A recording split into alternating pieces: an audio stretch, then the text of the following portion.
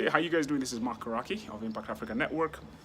Today I just came across a very interesting press release by Endeavor.org, which is an ecosystem catalytic nonprofit. They've just completed a study with the Bill and Melinda Gates Foundation on the effectiveness of entrepreneurship ecosystem programs around the world.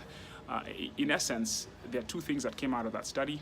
Well, there's five findings, but two specific ones that they pointed out in the study.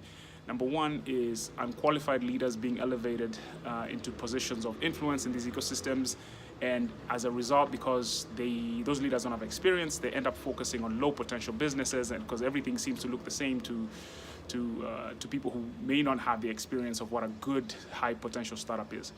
What that really means is that there's a lot of people who are in these positions of influence in intervention programs in ecosystems, either accelerators or different kind of modalities, and to them, if you have not been exposed to what a high potential, if you have not been exposed to the technology space, to startups, and to having that framework, that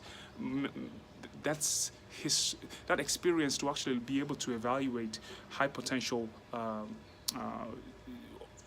businesses and technologies and opportunities, everything will look the same to you, right? As long as there's a nice technology wrapper around it, as long as it's a tech thing, all tech opportunities will look the same.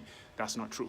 The other thing that they found is that there is not, leaders in ecosystems are not elevating people with unique business experiences. If I was to translate that, what that means is we just need more people with direct startup operational experience, specifically founders, people who've actually built a technology company, brought it to market, whether it was successful or not, people who actually can tease out this very specific high value advice and insights into the process of actually taking a technology product to market. Not theoreticians, people who've actually either worked in startups for an extended period of time, people who've actually brought a startup to market.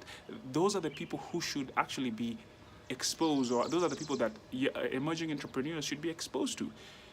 What we tend to have in our ecosystem, even here in Silicon Savannah, is there's a lot of noise from people who have no experience working in startups, specifically technology startups, and that's what we're talking about here. High potential technology innovation-driven companies that a lot of young entrepreneurs are bringing to market, and all of a sudden you have this person who seems to have a long-standing experience from a very the old economy and large corporate, and they're coming to give advice, or even worse, people who just sound like they know what they're talking about, but they've not been exposed to startups. Maybe they have an MBA, or they're from some kind of a foreign market, or they're from the Western world, and they should know because they're from a different part of the world. Let me tell you something, entrepreneurs.